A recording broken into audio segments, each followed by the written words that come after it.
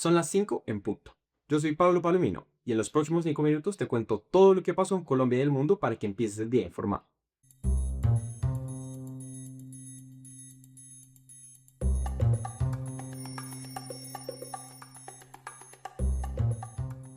Como cada año, ayer se realizó el desfile del 20 de julio, por primera vez en la localidad de Ciudad Bolívar. Después, yo creo que Petro denominó su último discurso al pueblo colombiano. Habló por más de hora y media, varios puntos claves de su discurso. Primero, desconoció nuevamente la elección de las Piedras, diciendo que alguien tomará la banda presidencial el 7 de agosto. Insistió en su llamado a la desobediencia civil pacífica y a huelgas. Repasó los logros de su gobierno e insistió en su tesis del fraude electoral. También cuestionó al gabinete que está armando Abelardo de la Espriella y mencionó el papel de Trump en su victoria. Por último, le dejó a su bancada un mensaje muy claro.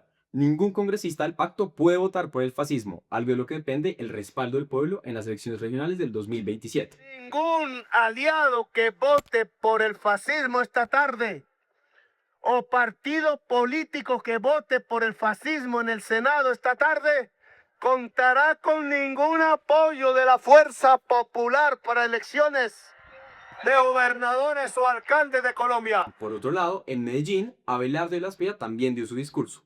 Arrancó agradeciéndole a Antioquia por el respaldo que le dieron en las elecciones. Con su tono habitual, bastante eufórico, dijo que representa a Antioquia, que la lleva en el corazón, y resaltó que 3 de sus ministras designadas son de Antioquia. Afirmó que la patria milagro se logra si replica el modelo de Medellín y de Antioquia. También insistió en que se va a posesionar una guarnición militar como homenaje a los héroes de la patria, reafirmando así su respaldo a la fuerza pública. Honor a nuestros soldados, honor a nuestros policías, los verdaderos héroes de la patria. Por eso me voy a posesionar en una guarnición militar. Y un dato que vale la pena resaltar, con esta visita a Medellín se convierte en el primer presidente electo en la historia en hacer empalmes regionales. Ahora vamos a la instalación del Congreso. Después de su discurso en Ciudad Bolívar, Gustavo Petro llegó al Congreso de la República, salió desde la Casa de Nariño acompañado con niños del ICF cogidos de la mano, y esta vez sí con Francia Márquez a su lado. El salón elíptico estaba repleto. Primero habló Lidio García, presidente saliente del Senado. Su discurso fue corto pero contundente. Hizo un llamado a respetar las instituciones y lanzó varias puras al presidente Petro. Ningún presidente fortalece las instituciones cuando las desacredita sin pruebas, formula acusaciones sin fundamento o convierte la sospecha permanente en instrumento de confrontación. Luego le llegó el turno a Petro. Siempre largo y pomposo, más de una hora de discurso, empezó anunciando que ya presentó la acción de nulidad contra la elección de Abelardo de la Espriella. Lo curioso es que al hacerlo, esta vez termina reconociendo la victoria de este. Después repasó su gestión. En economía habló de reducción de la pobreza, desempleo y crecimiento de la clase media, condenó el fracking y pidió apostarle al agro y a la industria nacional. En salud insistió en que fue el gobierno de la vida con la caída de la mortalidad. En educación resaltó el aumento en cupos y cobertura en la educación superior. Y en seguridad destacó el alza salarial de soldados y policías, la baja de hurtos y el aumento en incautaciones de cocaína.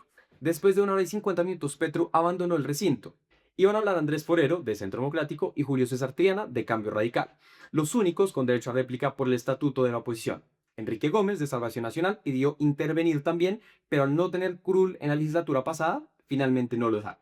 Triana fue breve, contradijo las cifras de Petro y habló de corrupción, ineptitud y el gasto desbordado en este gobierno. Forero, en cambio, se tomó más tiempo, rindió homenaje a Miguel Uribe Turbay, elogió a las precandidatas del Centro Democrático y defendió la gestión de Álvaro Uribe Vélez, criticada por Petro en su discurso. Cuestionó con más presión las cifras presentadas y reiteró su respaldo a De la Espriella.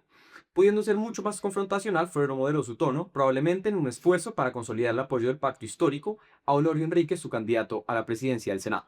Después de los discursos, el Congreso instaló hoy sus nuevas mesas directivas. En el Senado, el pulso por la presidencia lo ganó Honorio Enríquez con el respaldo de Álvaro Uribe y votos que son incluso el pacto histórico. La votación fue la siguiente: un voto en blanco, 45 votos por De Luque y 56 votos por Honorio Enríquez.